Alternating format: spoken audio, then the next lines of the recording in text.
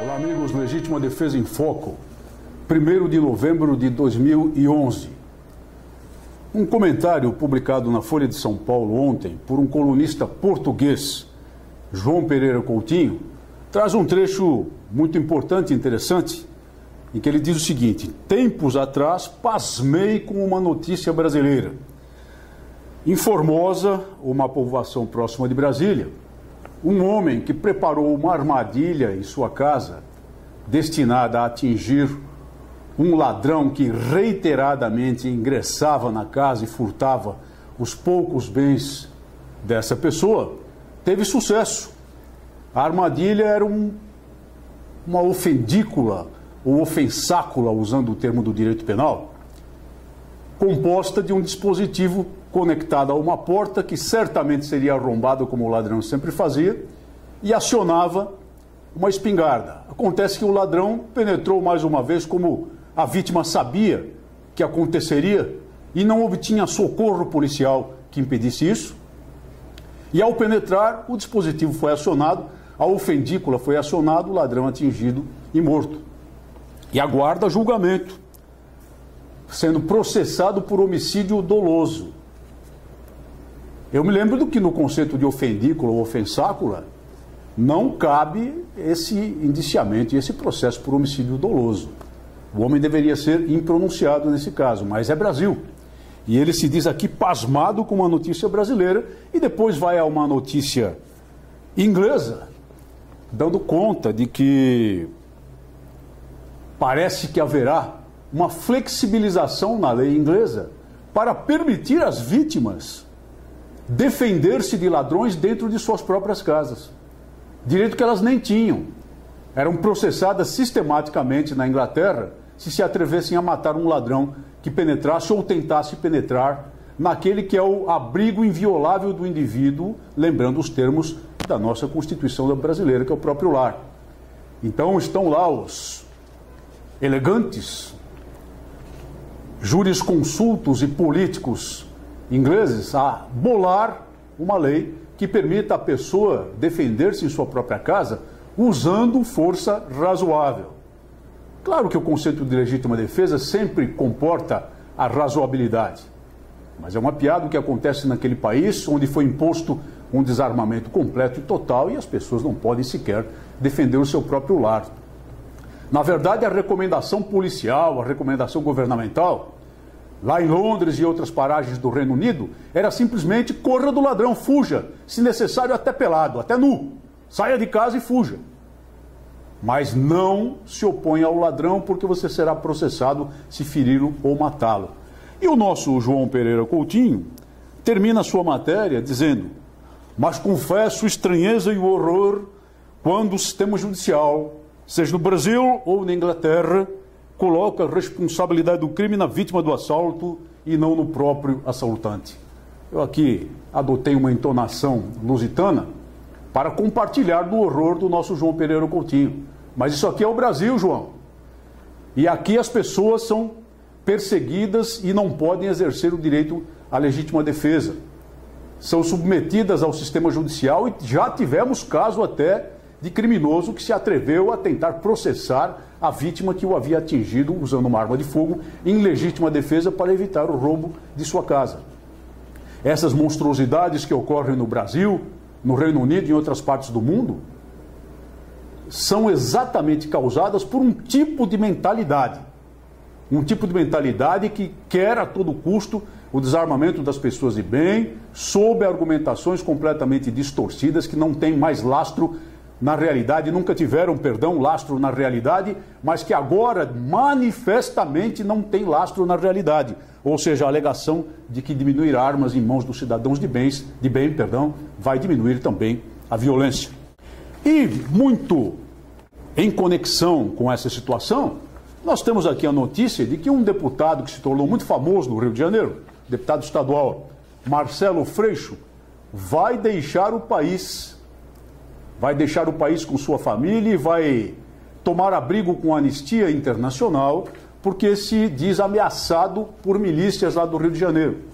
O deputado que ganhou notoriedade ao presidir exatamente a CPI das milícias na Assembleia Legislativa do Estado do Rio de Janeiro. E a partir de então, por essa notoriedade, simplesmente aumentou em 13 vezes a sua votação, saltou para 170 e poucos mil votos, lá na Assembleia Legislativa do Rio, onde exerce o segundo mandato, e o projetou como candidato do partido dele, que é o PSOL, Partido Socialista da Liberdade, à Prefeitura do Rio de Janeiro. Tem proteção policial desde algum tempo. Ele e a família têm proteção policial direta. São policiais dedicados diretamente à proteção dele. Isso é razoável que o Estado faça para proteger as autoridades, como deveria ter feito em relação à juíza Patrícia Scioli também. Mas parece que esse Marcelo Freixo gosta do bônus político, gosta dos dividendos políticos da sua combatividade, mas não gosta do ônus. Quando ele se sente ameaçado, ele então escapole para outro país, sob a proteção de um órgão internacional, prometendo voltar, no entanto, prometendo que vai voltar para disputar a Prefeitura do Rio de Janeiro, sempre buscando o bônus, mas não querendo o ônus.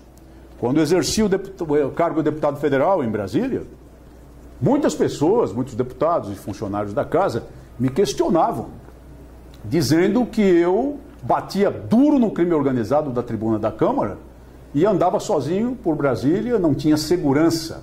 E efetivamente nunca ninguém viu segurança comigo, porque eu não tinha segurança alguma, a não ser eu mesmo, armado como tenho o direito de estar armado, devido ao fato de ser um oficial da Polícia Militar e, naquela ocasião, um deputado federal. Então, 2 qualificativos para me dar o direito do porte de arma, que o cidadão comum não tem, que as pessoas comuns não têm.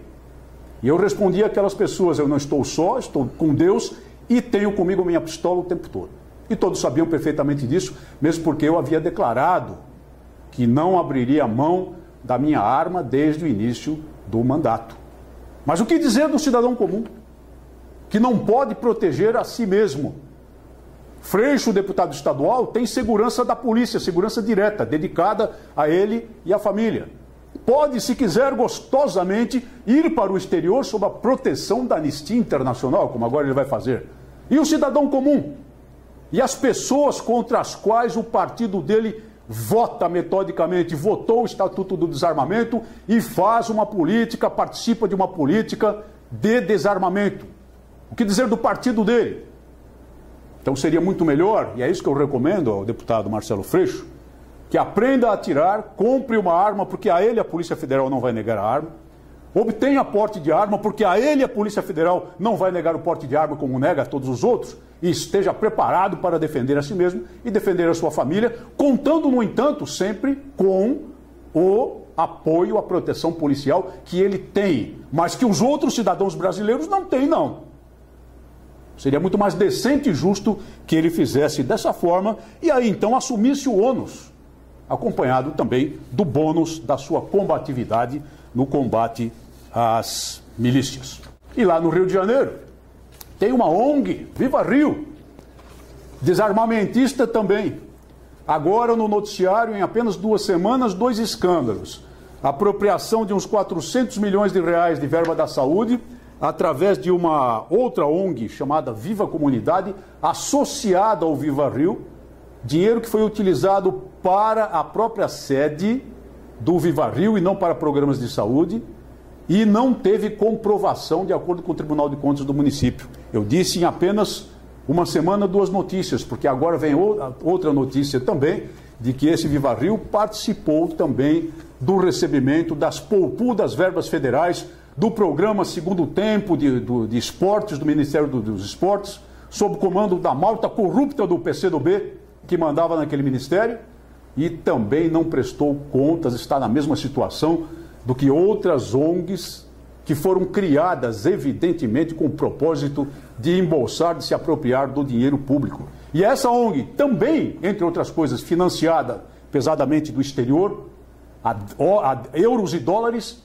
que trabalha, que atua aqui no Brasil para desarmar as pessoas de bem. Vamos aprendendo a verificar quem são os verdadeiros atores e quais são os seus verdadeiros propósitos. E vamos manter a nossa luta, que é por um direito. um direito inalienável, o direito à legítima defesa. Muito obrigado por sua atenção e até o próximo programa.